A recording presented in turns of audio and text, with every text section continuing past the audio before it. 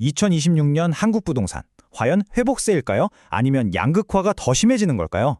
오늘 데이터가 말해주는 이 시장의 두 가지 얼굴, 한번 제대로 파헤쳐 보겠습니다. 요즘 뉴스 보면 시장 살아난다, 이런 얘기 많잖아요? 근데 이게 정말 전국적으로 다 같이 좋아지는 걸까요? 아니면 혹시 일부 지역만 그런 착시 현상은 아닐까요?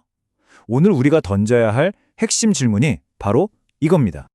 마침 하나금융경영연구소에서 보고서가 나왔는데 딱 이 얘기를 하고 있어요. 시장이 회복 국면에 들어선 건 맞다. 근데 예전처럼 막 치고 올라가는 그런 강력한 상승은 좀 힘들 거다. 이렇게요. 왜냐면 구조적인 한계가 있다는 거죠. 비유하자면 차 시동은 걸었는데 엑셀을 밟아도 차가 힘있게 팍 나가지는 못하는 그런 상황인 겁니다. 자, 그럼에도 불구하고 이 약한 회복세를 이끌고 있는 힘은 대체 뭘까요? 우선 시장 가격을 위로 밀어올리는 긍정적인 요인들부터 한번 짚어보죠. 가장 중요한 첫 번째 신호.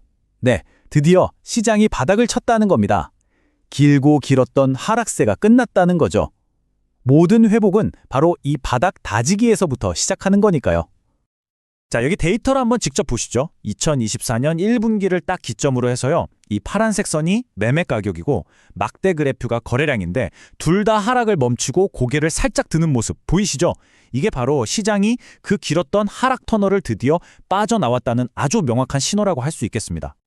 그리고 회복의 두 번째 증거, 바로 급매물이 사라지고 있는 겁니다. 우리가 보통 시장 안 좋을 때 급매 딱지 붙은 거 많이 보잖아요?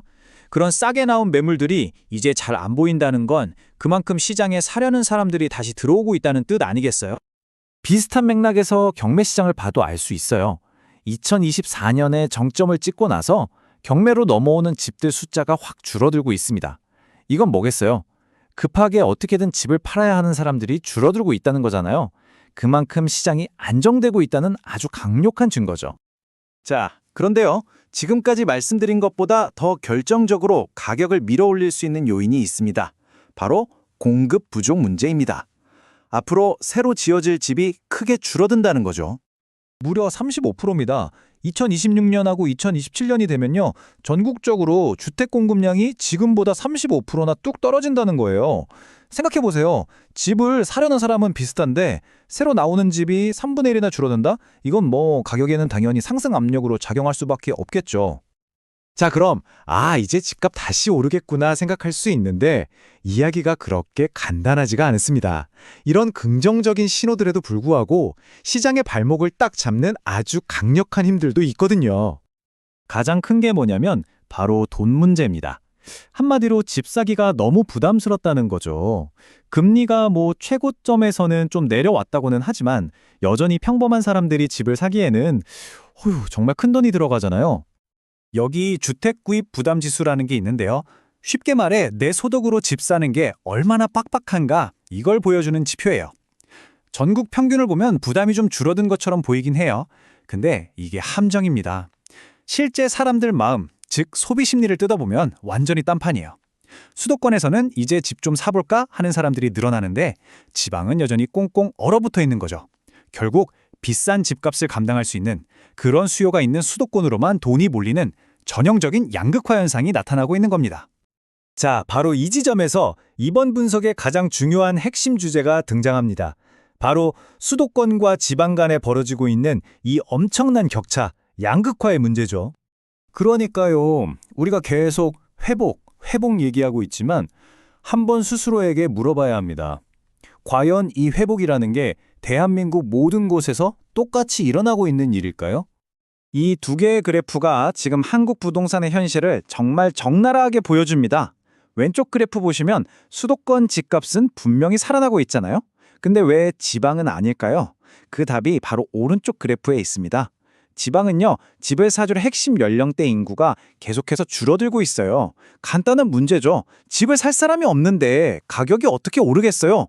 동력을 잃어버린 거죠. 이게 바로 우리가 말하는 양극화의 현실입니다. 가격 회복은 서울 수도권만의 얘기가 되어버렸고요. 지방은 여전히 힘든 상황이 계속되고 있는 거죠. 여기에 인구도 경제성장도 다 수도권으로만 쏠리니까 이 격차는 시간이 갈수록 더 벌어질 수밖에 없는 구조가 되어가고 있습니다. 자, 그럼 이렇게 서로 다른 힘들이 팽팽하게 맞선 결과 과연 2026년 부동산 시장 전망은 숫자로 어떻게 나왔을까요? 한번 보시죠. 결국 2026년 시장은요, 우리가 지금까지 살펴본 두 개의 힘, 즉 가격을 올리려는 힘과 내리려는 힘이 팽팽하게 줄다리기를 하는 그런 모습이 될 겁니다. 그래서 나온 최종 전망치를 한번 보세요. 전국 평균은 0.5% 상승, 거의 제자리 걸음이라는 거죠. 근데 이 평균의 함정에 빠지면 안 됩니다. 속을 들여다보면 완전히 다른 이야기가 펼쳐지거든요. 수도권은 1.7% 오르는데 지방광역시는 오히려 1.3%가 빠지고 다른 지방들도 0.8% 하락합니다. 이건 뭐예요? 사실상 완전히 다른 두 개의 시장이 각자 따로 움직이고 있다는 얘기죠. 그러니까 오늘 분석의 핵심 결론은 딱 이겁니다. 2026년 대한민국의 부동산은 더 이상 하나의 시장이 아니라는 것. 완만하게라도 회복하고 있는 수도권 시장, 그리고 여전히 침체에서 헤어나오지 못하는 지방시장, 이렇게 완전히 다른 두 개의 시장이 존재할 뿐입니다. 이렇게 서울과 지방의 격차가 계속 더 크게 벌어진다면 과연 이게 단순히 부동산 시장만의 문제로 끝날까요? 우리 사회 전체 그리고 대한민국의 미래에는 어떤 의미를 갖게 될까요? 오늘 분석을 마무리하면서 우리가 함께 생각해봐야 할 무거운 질문인 것 같습니다.